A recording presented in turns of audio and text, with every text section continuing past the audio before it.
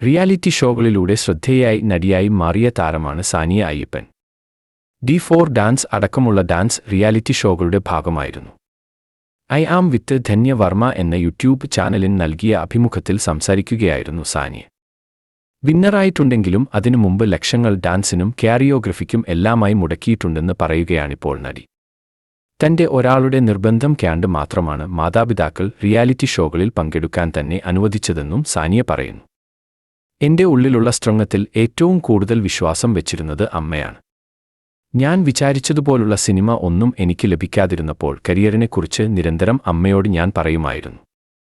Cinema വിടാൻ പോവുകയാണെന്നും പറയുമായിരുന്നു. ഒരിടയ്ക്ക് എല്ലാം വിട്ട് ഡാൻസ് പഠിപ്പിക്കാമെന്നും ഫാഷൻ ഡിസൈനിംഗ് പഠിക്കാമെന്നുമെല്ലാമുള്ള തോന്നൽ എനിക്ക് വന്നിരുന്നു. കാരണം അത്രത്തോളം സ്ട്രെസ് ഞാൻ ആ സമയത്ത് അനുഭവിച്ചിരുന്നു. പലരും ചോദിച്ചിട്ടുണ്ട്, സിനിമയ്ക്കിടയിലൂടെ മറ്റ് പ്രൊഫഷൻ ഏതെങ്കിലും നോക്കിക്കൂടെയെന്ന്. പക്ഷേ അമ്മ എപ്പോഴും പറഞ്ഞിരുന്നത് എല്ലാം ശരിയാകും എന്നാണ്.